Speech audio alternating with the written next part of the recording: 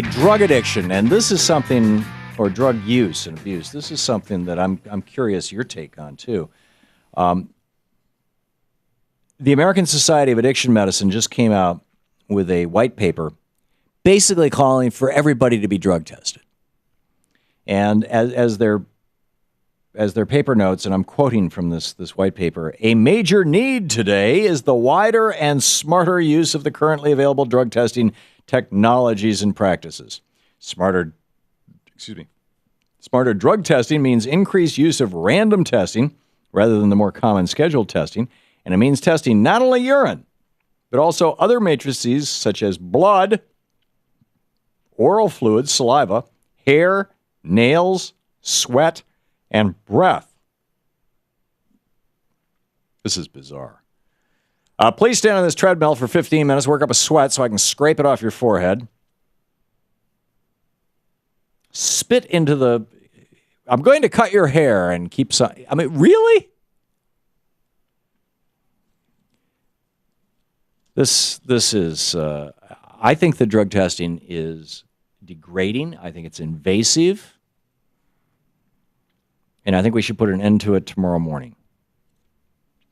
The Fourth Amendment of the Constitution says the right of the people to be secure in their persons. That's your body. Shall not be violated, but upon probable cause supported by oath or affirmation. Somebody has to swear that you've committed a crime before your body can be violated. It's right there in the Fourth Amendment. This is the core of the Constitution. Now, I realize the Fourth Amendment limits what government can do, not what corporations can do. But a lot of corporate drug testing now is government mandated. You work for the airlines, you work for the railroads, you work for a bus line. It's federal rules that you've got to be drug tested. I think this is wrong. I have two of our kids work in hospitals. They have to get regularly drug tested. I think that's wrong. What, in my opinion, what drug testing does is it gets us used. It gets us used to the idea that we do not have the right to security of our person, to paraphrase the Fourth Amendment. And you can say, well, some companies may decide to do it just because they decided to do it, or some schools may decide to do it because they're having a problem with drugs on campus or something. And that's not the government. That's a private entity with a private entity. But I would say that there is an element of coercion there that makes it very unsavory by my mind. People say, well, you're not coerced to take this job. Well, you are if there's no, if it's a crappy job market. If your only choice is, if this is the only employer within 100 miles, or if this is the only job you can get after 2 years of looking, and Paul Ryan is cut off, and John Boehner and Mitch McConnell have cut off your unemployment benefits, I'd say there's a large element of coercion there. I think it's just wrong. People say, well, what about airplanes? I don't want to get on an airplane unless I know that the pilot's been drug tested. Remember that Colgate Airlines plane that went down in Buffalo a couple of years ago? Big story about that, big kerfuffle around that. New York Times did a big story. They found that first of all, they discovered that the pilots were making less than a manager at a Burger King. They were, it was like under 20 grand a year, or in the neighborhood of that at the most. Very little.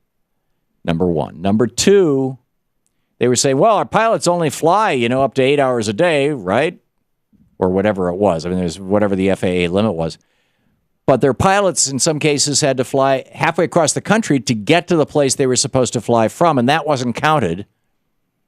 And so they were getting up at all hours of the day and night to get on a plane, to deadhead to fly to where they were going to work, and then to deadhead home. And it's like, really?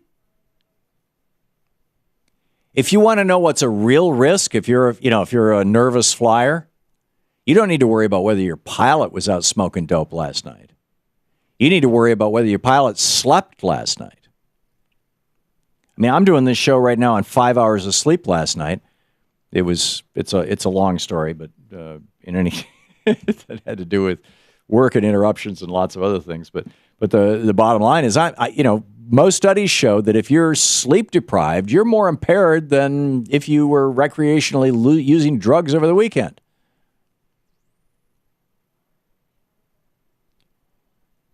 So by this logic, that we need to know if these people are impaired. In other words, if they've been using drugs, well, should we know if they've been sleep deprived? Let's just put cameras in everybody's bedroom. And we can measure how many hours they sleep and how well they sleep. Do they have sleep apnea? Do they wake up regularly?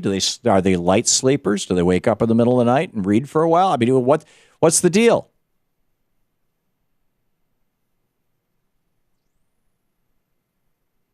This is totally bizarre. I had a friend, his first name was Stanley. I don't want to give his last name out, but my friend Stanley back in the early 1970s, he was a chemist. He dropped out of college because he started this little business that was drug testing kits. And it test the purity of your cocaine, test the purity of your methamphetamine, test the purity of your pot. And he was selling them in High Times magazine, in the back of the magazine, in the classified ads for like $10 plus shipping and handling. And he was making a fortune because there was 15 cents, 20 cents, a dime, 10 cents worth of chemicals in these kits. When drug testing became all the rage in the late 70s, early 80s, after Nixon declared his war on drugs, Stanley sold his company for millions of dollars. I think it was over $100 million to one of these big drug testing companies. This is nuts. We need to put an end to drug testing. You're listening to the Thom Hartmann Program. Call 866-987-THOM. Not only is drug testing, it's basically a multi-billion-dollar industry, just like the private prison industry that lobbies for more of itself, but it also gives us a false sense of security. Welcome back. Thom Hartmann here with you. Okay, let me just explain this a little further, because apparently a lot of people have just bought the idea that people are not capable of policing themselves, their industries, or others around them.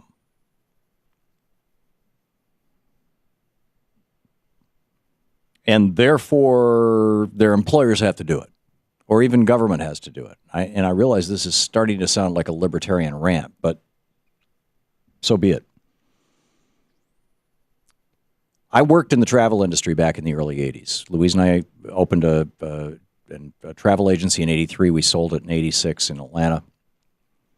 Before that, in the 1970s, in the early 1970s, I got my pilot's license. I knew commercial pilots as well as private pilots, but I knew some commercial pilots. I trained with some commercial pilots.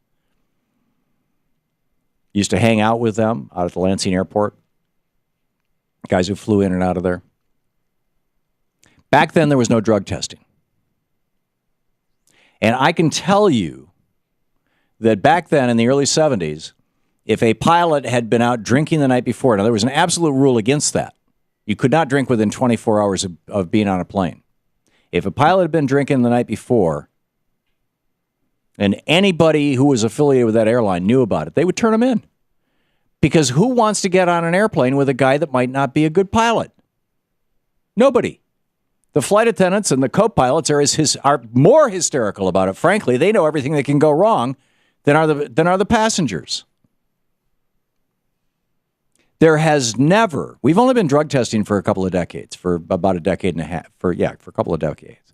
But we've been flying commercially since what, 1920 something? There has never been a commercial airliner crashed in the United States as a result of a drunken pilot or a high pilot. Never. This is a problem. This is a solution without a problem. And as I said, there are things that I think probably contribute more to, and in fact, there has been an airline crash as a consequence of pilots not getting enough sleep because they're underpaid and overworked. Let's deal with the real problem rather than the imaginary problem that creates billions of dollars in profits for the drug testing industry. Similarly, people working in hospitals or in any other, that's any kind of public transportation. People working in hospitals. There's drugs around, and they have people's lives in their hands. There's a lot of things that impair people. We should be looking, and people working in hospitals should be constantly vigilant for any signs of impairment, whether that impairment is the consequence of domestic violence, whether it's caused by mental illness, whether it's caused by lack of sleep, whether it's caused by a crisis in somebody's family that has them flipped out, there's all kinds of things that should cause a supervisor, somebody to say something to a supervisor, and a supervisor to sit down with somebody and say, hey, wait a minute, maybe you shouldn't be working today or this week. And the fact that somebody smoked pot last Saturday is not, in my opinion, one of them. Unless there's somebody who is impaired as a consequence of that. And if there's any evidence of impairment, then take them off the job. But to routinely or randomly drug test people on a continuous basis, on an ongoing basis, is to assume that there's a presumption of guilt here. And it provides this false sense of security. It causes other people in the hospital to stop looking at everybody else and don't no longer, hey, people couldn't be impaired, everybody's drug tested. Pilots couldn't be impaired, everybody's drug tested. Nonsense. There's lots of things that can produce impairment. This is this canard that has been promoted by this multi-billion-dollar drug testing industry that is a mind-bogglingly profitable industry. Just ask Rick Scott down in Florida.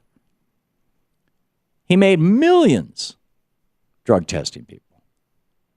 10 cents worth of chemicals, you can sell a drug test nowadays. Back when my friend Stanley sold his business, they were selling for $10. Now they're 40, 50, 100. And increasingly, they're making you pay for your own drug test. I think it's wrong, and I think it's crazy. So